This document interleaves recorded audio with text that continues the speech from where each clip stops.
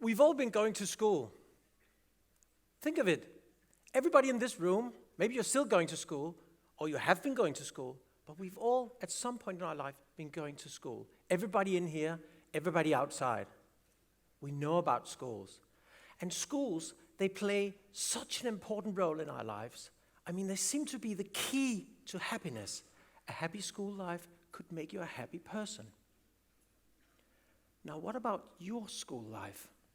How did your teachers treat you? Think of it. Did they show you that you were a person that they really liked? Did they see you for who you are? Or did they not? Did they not really care for you? Did they not really like you? These feelings are so important because they seem to follow us in life. Now, we all know feelings of being unhappy. Feelings like worrying, feeling sad, feelings that go into you and make you feel alone, and maybe you are the only one who has this problem. Feeling outside of a community or even a class. And these feelings, they are absolutely normal, but we do not want them in our schools because they seem to transform into life. Now, my daughter is called Lily, and she's 12 years old. And her class, they had a new teacher this year. So the teacher started the parents' meeting by saying, "Hello, I'm going to spend the next 3 months on working with getting to know your children because I want to know who they are and how they learn." 3 months later, he came back and he said to us, "Now I know your children, I know who they are, and I know exactly how to teach them." And I have to add, he said, "You have some wonderful children. Oh, and this is what you really want to hear as a parent, isn't it? Oh, our children are so wonderful." Anyway, my daughter Lily came home sometime later and said to me, "Dad, it's like he understands the way I think. Now I just love maths." And I've never heard that before. So if a teacher can do that, it's just amazing, isn't it? Anyway, when we travel around the world, we work with teachers from all walks of life and all places around the globe. And they all agree, what a good idea to do it that way. But sadly, they are rarely given the time to do it. Because the focus in most school systems all over the world is on academic skills and testing to see if they understood that mathematical problem, and that's it. Now, we find that this is a huge problem, that school systems do not prioritize this, because more and more scientific reports can tell us that if you work with the children's happiness, they perform better when you test them, and they perform better in their academic skills. So it's crazy. We know what to do. We have to work with the children's social competence, their relationship building, their happiness, but we do not do it. We know it's the right thing to do, and then we do something else because it's much more easy to test and test and test. This is absolute madness, and we have to stop it because education is not about filling a bucket. Education is about lighting a fire.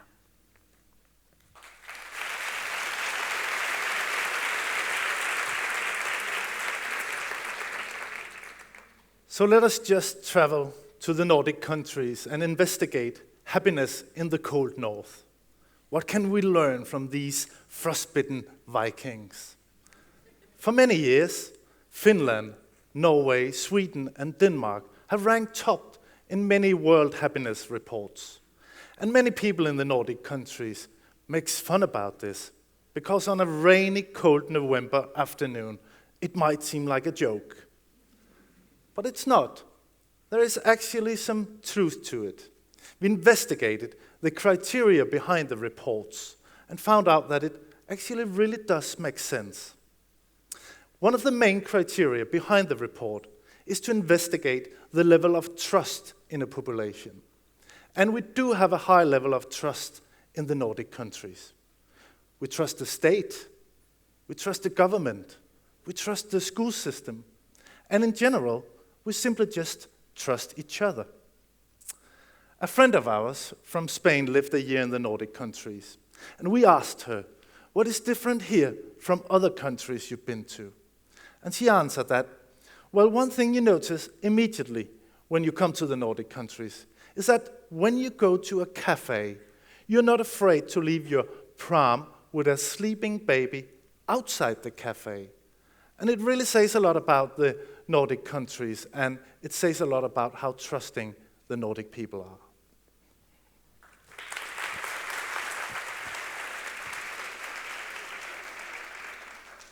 So do you trust a person that you've never met before? On a worldwide basis, an average of 25% of people trust a stranger. In the Nordic countries, it's 78%. So you can say that the feeling of trust is a part of our DNA, and it's strongly related to our happiness. Now, the feeling of trust is something that's developed over time, and it's built on our experiences with positive and strong and trustful relationships. And that is something that's deeply rooted in our school culture. Now, as Casper said, we've experienced and met many, many fantastic teachers all over the world, doing a great job, planning good everyday teaching, managing the classroom, etc., etc. But the only major difference in the Nordic countries is the way that we work with the students' happiness. And let me just stress straight away, it's not because we claim that the Nordic school systems are flawless, because they're not. But we do believe that we have an idea worth spreading here. So I think there are two main reasons why we seem to succeed in forming happy human beings. First of all, we spend time minimizing the distance between the teacher and the student, because that trustful relationship is the key that enables the teacher to understand what the student understands. So that's putting him in a position where we can ask just the right question that will make the children grow as students and grow as human beings. This takes time, though, for the teachers. It takes time to create a dialogue with the students. It takes time to ask them and to carefully listen to what they say and what they think and how they feel. And it takes time to use that knowledge to build on, to challenge them just where they are, and to make them believe that relationships are actually valuable. But we can now prove scientifically that this is a good investment. So secondly, we actually test the students' happiness. So we measure their well-being and their feelings about school. It turns out that more than 90% of our children actually like going to school, and that's amazing, of course. At the same time, obviously, we're also worried about the 10% that are not happy. And to illustrate what you can achieve working with the students' happiness, we would like to tell you a little story from real life, where a young boy was among the 10% of unhappy students.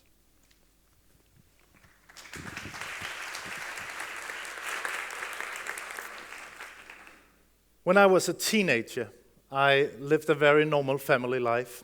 I grew up with my mother and my father and my little sister. I did quite well in school. I spent time on healthy hobbies, and I had some decent friends with good manners. But one day it all changed. I came home from school, and both my parents were at home, and they immediately asked me to sit down and listen carefully.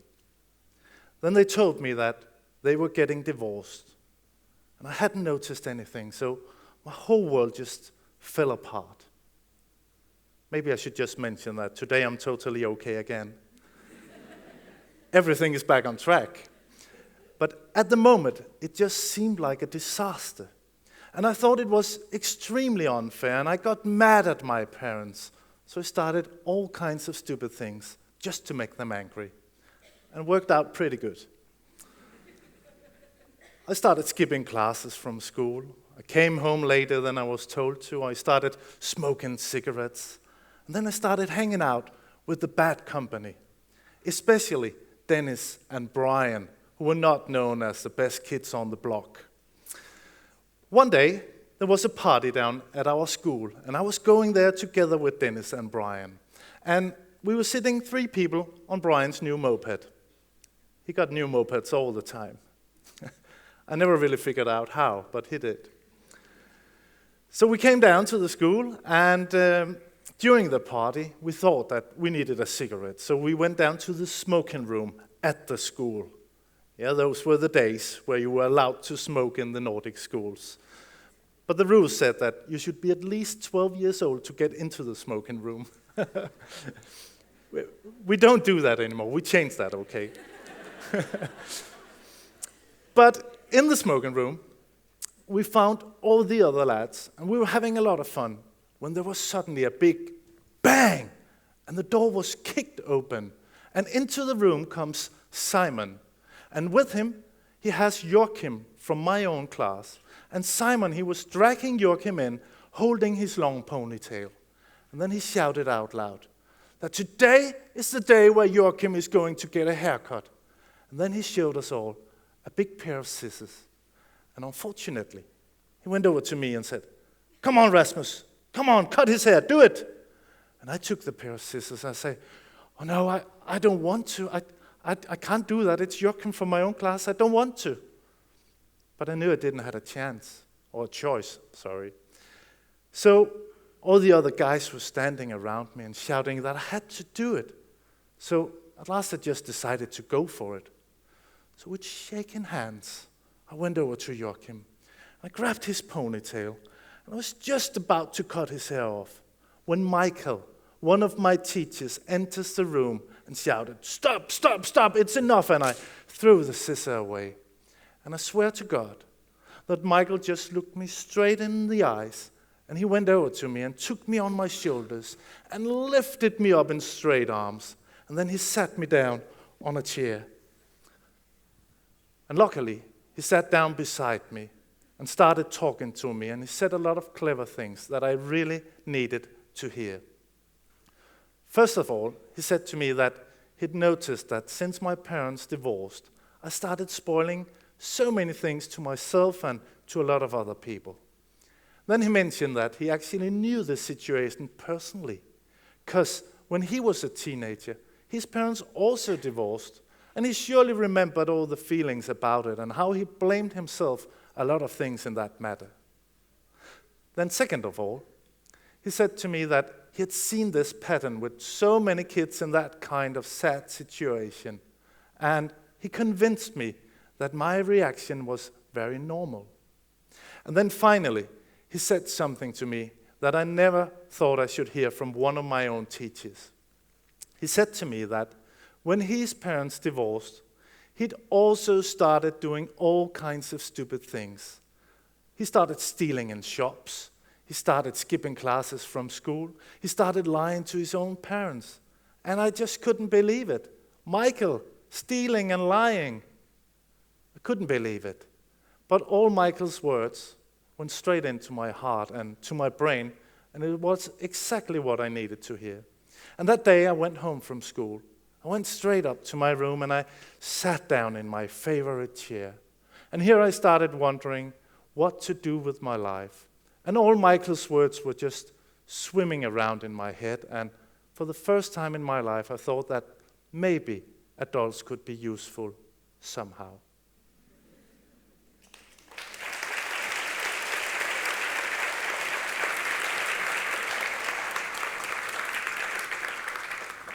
Thank you, Rasmus.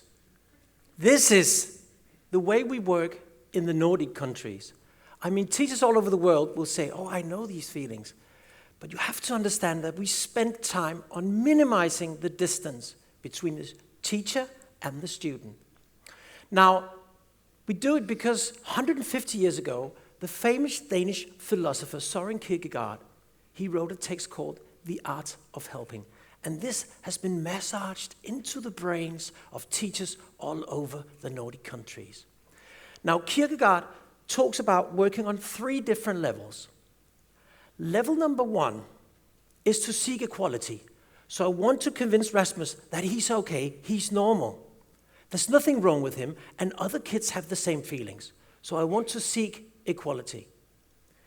Another thing I want to do is I want to show it from an adult perspective. I am the grown-up, and of course I will stop Rasmus for doing all these crazy things, cutting hair and all that. I will stop that.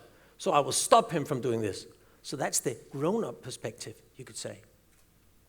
And thirdly, Kierkegaard says that you must humble yourself towards the student to make him understand that you have done something in your life which could remind of what just happened with him. So you tell the student about things where you were not perfect. Now, Michael tells Rasmus about wrongdoings in his own past, stealing and lying. And this takes away the professional teacher's mask and reveals that there is a real person behind the mask. And this is what we call to humble yourself. And it's such an important part of forming relationships with the children. Now, we'd like to put you all into a time machine, because now we will go 150 years back in time and listen to the original text from Søren Kierkegaard.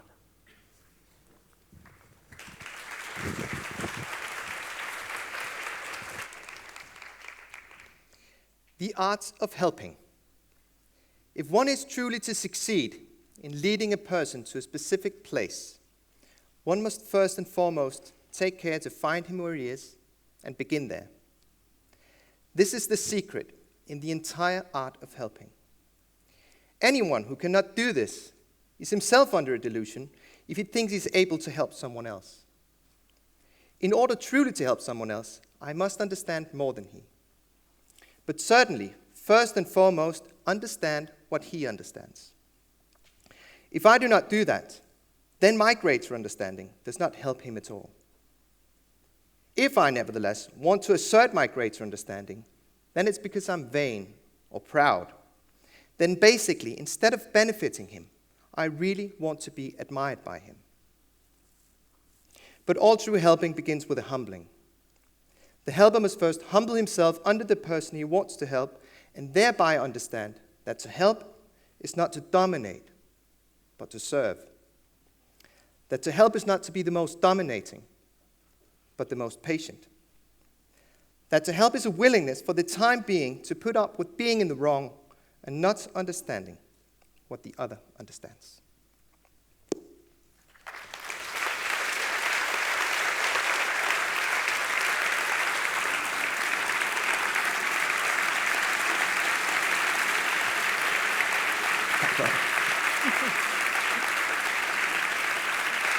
We're not done yet.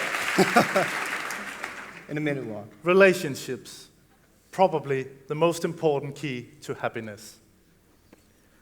Let's start a happy school revolution, ladies and gentlemen. Thank you.